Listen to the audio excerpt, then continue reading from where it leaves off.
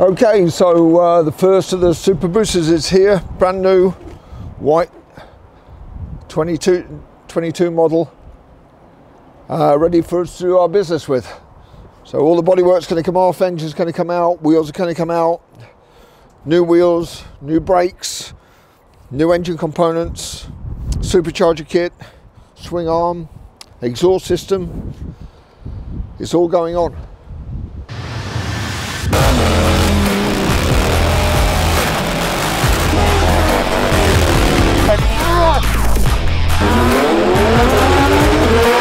Not waiting for any lag to disappear.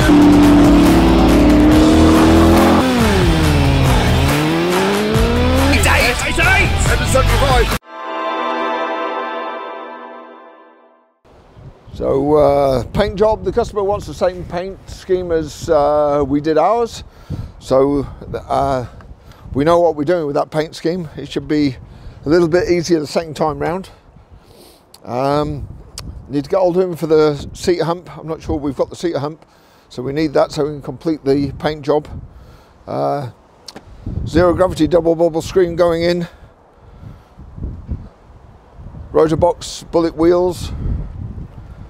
Yeah, it's going to be a lovely job to do, and we look forward to giving our customer another 370 horsepower beastie.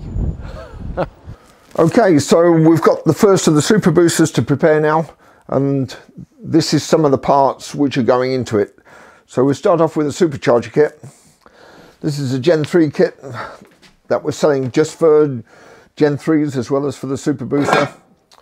And you can see this is a supercharger, and we have to weld the intake at an angle to get the air filter in behind the barrels of the engine, and then we have to weld a pipe in.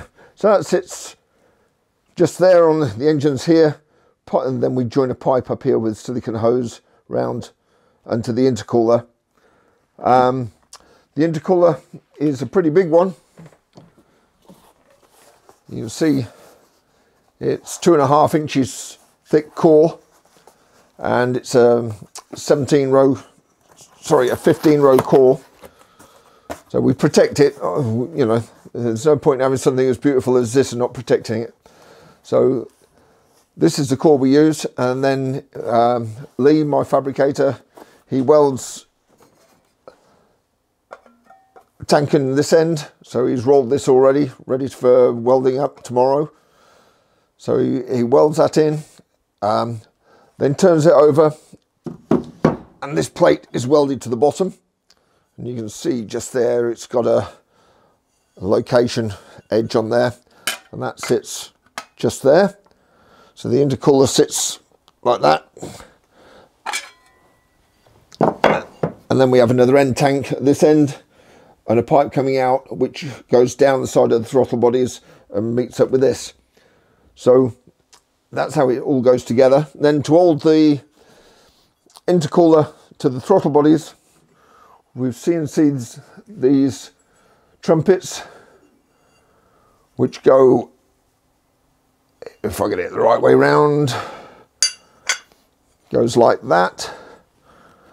And we have O-rings inside here. So we've got an O-ring groove there. That goes in there. Bolted in, made airtight.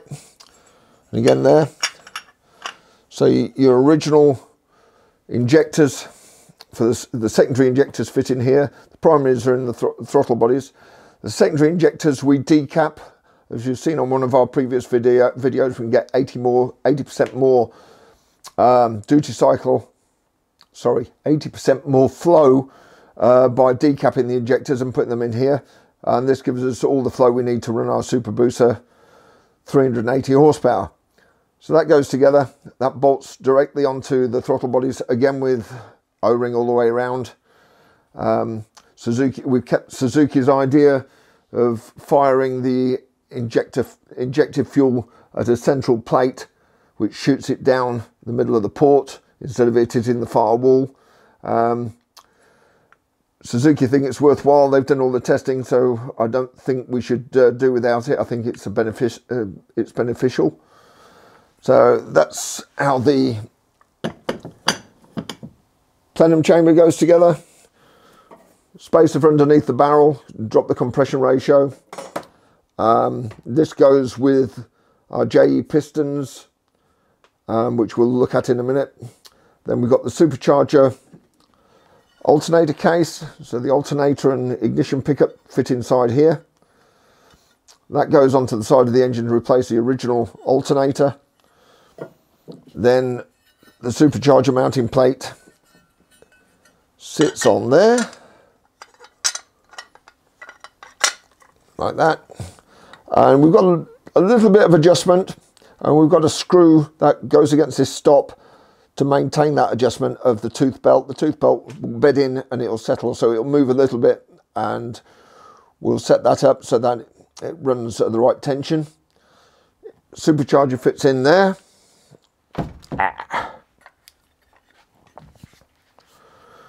Something like that. Like that.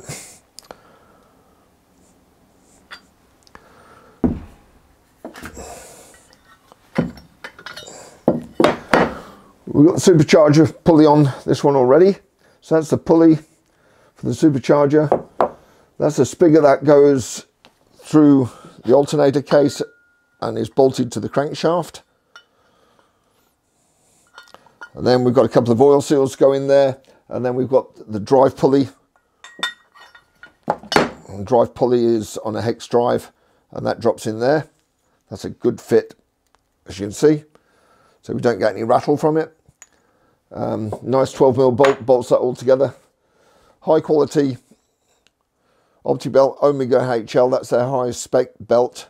Standard HTD belts are not man enough for the job, but this one lasts really well.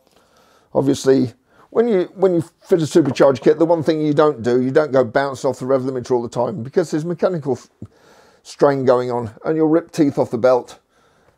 We've done a lot of testing, they survived pretty well, but you know, bounce off rev limiters is abuse, and it's not what this is about. This is about power and drivability. It's not about abuse.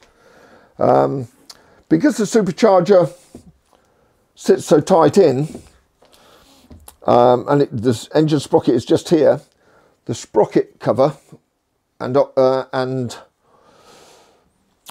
clutch slave cylinder we've built into one piece, as you can see. So we make our own piston, and we use the original seal and spring out of the original slave cylinder, and we pop that in there, and with a shortened push rod for the clutch, that all sits tight inboard and gives us the clearance we need to clear the bottom of the snail. You can see this, that's how tight it is. Yeah, sorry, it's this side. That's how tight it is.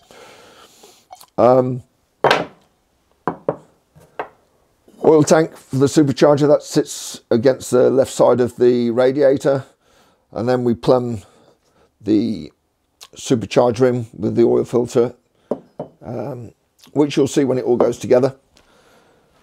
Supercharger oil cooler, that hangs below the oil cooler at the front of the bike, so it all fits inside the original belly pan and front mesh. So it all looks like stock from the outside. What else? Right. Rotorbox wheels. So we're running the Rotorbox Bullet wheels. The front one on the Gen 3, we're running a Gen 2 wheel because we can get 330 brake tech brakes, brake disc for it. So we run the Gen 2 wheel at the front. We've made the ABS ring for it, so your ABS still works when it all goes together. And of course the rear Rotorbox Bullet wheel is this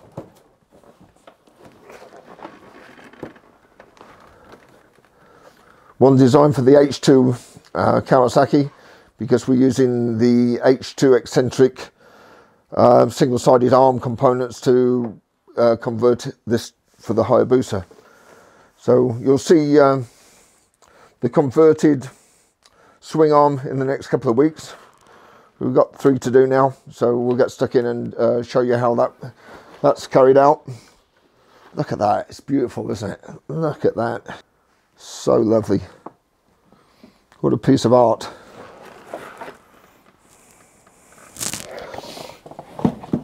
So we're saving about 7 kilos, I think it is, or maybe 12 kilos on these 2 wheels over the stock wheels. I think it's 7. That's got to be worthwhile because we're putting about 7 kilos on with the supercharger. But rotational weight is worth more than static weight.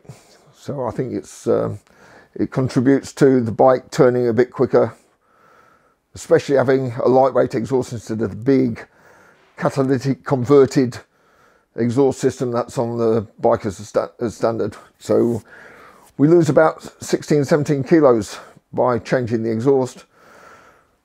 Another 7 there. The bike feels a lot more nimble than the stock booster, and so it should. We've been JE distributors for 27 years now, so we use JE pistons. These pistons are 2mm taller than the stock Hayabusa piston, and this is to keep the heat away from the top ring. But of course the piston comes out the bore 2mm too far, hence the need for fitting a spacer under the barrel. So this gives us a higher strength piston without any complications of the piston hitting the cylinder head. Obviously we check our squish clearance when we build and make sure that the compression's all good. Forged conrods go in as well, so we've got no chance of the conrods failing under the strain. These conrods are good for 600 horsepower, so we're quite happy with those. JE thick wall pins, again these are for the late engine, so they're only 18mm, not like the early ones which are 19 or even 20. I'm not sure now, it's been a long time since I've put a Gen 1 engine together. But anyway, there is a good strong pin, quality piston rings from JE which come for the chrome bore, Nikasil bore, hence the chrome on there. So Suzuki's got Nikasil bores, not cast iron liners, so these are the right rings for the job. So heavy duty cylinder studs from Jay Ashbake, Becker's Ape. I've been friends with Jay for a long time. You know, been in the game 40 years. You meet up with a lot of nice people, and Jay's one of those nice people, and he's run Ape for much longer than I've run TTS. But he's a really nice gent, and he does some terrific parts. So we've got washers for underneath the heads of the bottom of the nuts, heavy duty studs. This all comes torqued down to 65 foot-pound. Clamping the cylinder head, between the cylinder head and the barrel, we've got Cometic's head gasket. We always use Cometic, and we have very little trouble with head gaskets. And as we found out, the Gen 3 camshafts are not good for power and for supercharging, so we've got a brand new pair of Gen 2 cams going into the engine as well. So these will be dialed in to give the best overlap to suit the supercharged performance. And when we put it all together, we've got to bed it in, set it up on the dyno. Exhaust system, we're still working on the exhaust system on the Super Booster. We're trying our hardest to get a good system that will look like the rendering that car has done, and if we can do it and it performs, we will. If it's not possible, then we may compromise with an extended belly pan, but still keeping the exhaust coming out the back. I quite like the exhaust coming out the back, giving thrust going forwards rather than thrust going sideways on the bike. But car likes its side exit exhaust, and it does look bloody trick. And if we can find the space and get the flow, we will do. But it's a work in progress, so hopefully by the time we get the paint done on this customer's bike, we'll have an exhaust system to suit, and we'll be able to give a very nice bike to a very discerning customer. There you go, some of the insight into what we're doing. I hope you appreciate it. Do us a favour and subscribe and leave your comments below. Thank you very much for your time.